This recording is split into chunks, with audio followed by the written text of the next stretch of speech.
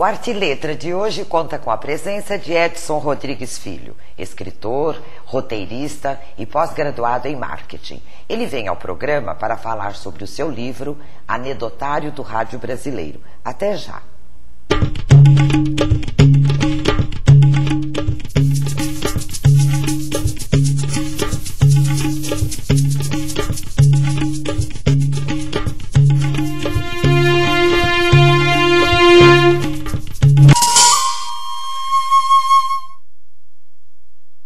O Arte e Letra está de volta com Edson Rodrigues Filho, autor do livro Anedotário do Rádio Brasileiro. Edson, muito obrigada pela sua presença e nos conceder essa entrevista. Eu que agradeço. Adorei ler o seu livro. Ele está muito interessante, as histórias são algumas engraçadíssimas, outras mostrando algumas coisas dos improvisos, né, que acontecem no rádio. O rádio ele tem muitas histórias engraçadas e nós como ouvintes temos uma relação de fidelidade com a emissora, com o comunicador e às vezes até o mesmo horário, né? Como é que você fez para juntar todas essas histórias? Como é que surgiu essa ideia? Na verdade, a reunião das histórias foi até muito fácil, porque os comunicadores, eles não têm um espaço de registro desses momentos da sua vida profissional, né? Então, foi muito interessante e também muito proveitoso, né, o nosso encontro, né? Uhum. Cada um tinha várias histórias para contar e eu tive muita facilidade. Você entrevistou todos pessoalmente? Sim, eu entrevistei todos, gravei as entrevistas, transformei em texto, porque os colaboradores, como eu chamo os radialistas, eles são autores dessas histórias. Certo. Então eles me assinaram um documento autorizando a publicação e doando os direitos autorais para mim, né? Ah, que interessante. Falando sobre esse veículo rádio, né? O que mudou, Edson, no modo de ouvir o rádio? Como eram os ouvintes antigamente? Como é que eles são hoje? Bom, o rádio antigamente fazia o papel que faz a televisão hoje, né? Uhum. Ele era um principal elemento da sala de estar, onde a família se reunia para ouvir praticamente a mesma programação que hoje a televisão exibe, né?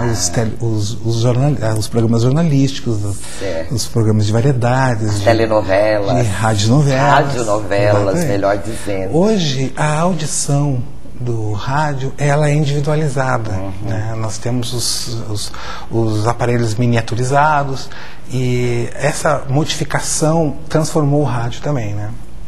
De certa forma, sim.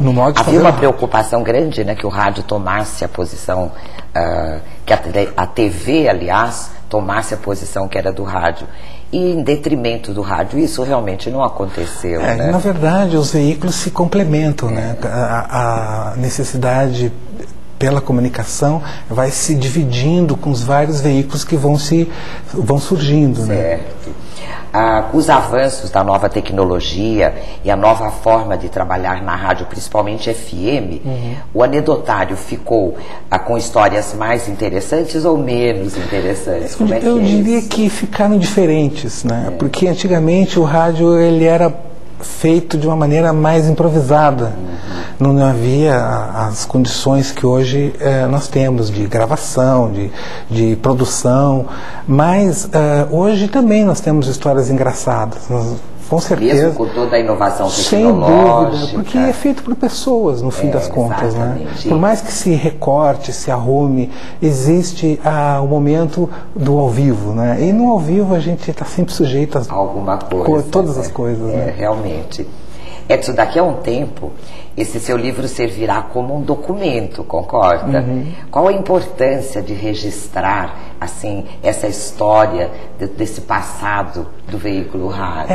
Eu acho que essa é a contribuição que o livro dá para a humanidade, que é o registro perene, né, no papel, de histórias que, sendo contadas oralmente, se perdem. Se perdem, justamente. Isso que eu estava aqui inclusive, temos pensando. alguns radialistas que, inclusive, depois que me deram as suas entrevistas, foi praticamente o último momento que eles tiveram para registrar a sua biografia, suas histórias, né? Deu muito trabalho? Como é que você conseguiu reunir todas essas histórias? Olha, trabalho deu, obviamente, tudo que é feito com amor e com dedicação dá trabalho.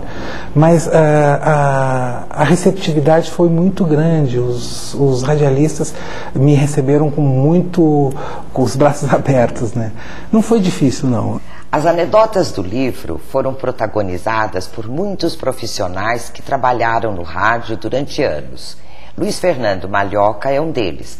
Vamos ouvir o que ele tem a dizer sobre esse veículo tão fascinante. Como profissão, mas também como paixão, o rádio tem histórias. Não tenha dúvida nenhuma de que cada pessoa que trabalhou em rádio, que trabalha em rádio e que for trabalhar em rádio vai ter sempre alguma coisa para contar. O interessante é que no passado, sem querer ser saudosista, existiam mais condições de ter história. Hoje o rádio é feito de maneira muito mecânica. Então, enquanto você tinha dificuldades, não tinha essa tecnologia toda, você tinha que se virar. Cada radialista, cada emissora de rádio, cada pessoa tem um pouco de história. Agora, se eu tiver que contrapor o passado com o presente, repito, sem querer ser saudosista, o passado é mais saboroso. As coisas vão mudando, a tecnologia vai facilitando a vida das pessoas por um lado, mas eu continuo achando que a paixão, o sabor e a vontade de fazer rádio independe do que está sendo vivido ou do que está sendo praticado hoje. Isso está dentro do radialista ou está dentro do ser que vai se dedicar ou vai dedicar a sua vida a trabalhar pelo rádio. O rádio é uma paixão, não tenho dúvida nenhuma. Eu trabalhei numa emissora que tinha um arsenal de carros, tinha vários carros, mas de repente você era obrigado a fazer trânsito.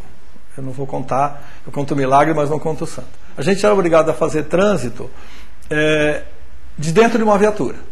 Até aí normal. Só que às vezes tinha um repórter na frente e o outro minhoca, o mais novo, né? O cobra é o quente, o minhoca é tido como aquele... Como é o foca no jornalismo, é o iniciante em rádio. Então ficava eu como novato, que era na função, vamos dizer assim. Eu não era repórter, mas eu fazia às vezes dele. Então chegava o fim de semana, está escalado, tem que fazer. Você ia no banco de trás. Então vamos para a baixada. Ok. Então de repente está lá o repórter. E com outra viatura de frequência modulada, Luiz Fernando Malhoca. Aí apertava e desapertava o botão e saía. Naquela hora me dava uma vontade de falar coisas diferentes, mas você tem que manter o esquema da emissora, já que você está trabalhando lá e aceitou. Edson, assim como falou Luiz Fernando, é real isto que o rádio perdeu, de certa forma, aquela magia do improviso, do imprevisível? Um pouco sim, né? Mas a gente ganha em qualidade. O rádio é um veículo quente, pulsante, né? Vivo, né? E sujeito a todas as situações imprevistas, né? O rádio não foi feito para criar anedotas com seus erros, né? Os erros são coisas imprevistas, né? E são esses erros que eu reuni no livro, porque são histórias engraçadas. É aquilo que não deveria ter ido ao ar, mas que acabou indo, né? E fica nos bastidores só, né? Exatamente. Mas que para muita gente, principalmente esses que estão mais distantes dos centros urbanos, né, de televisão, o rádio ainda é um veículo importantíssimo, né? Sem dúvida. Não só para informação, para entretenimento. Existem programações, por exemplo, no interior do Brasil, onde as informações de tribunais são, por exemplo, audiências são comunicadas pelo rádio, porque o colono lá no interior, eles têm um radinho e ele só pode saber que dia vai ser a sua audiência ouvindo pelo rádio. Então é um veículo de serviço, né, de entretenimento, informação e ligado à pessoa, à vida das pessoas, né? Ótimo. No próximo bloco você vai falar sobre o romantismo do rádio. Com certeza. O Arte e Letra vai para um rápido intervalo e volta daqui a pouco com Edson Rodrigues Filho, autor do livro Anedotário do Rádio Brasileiro. Até já.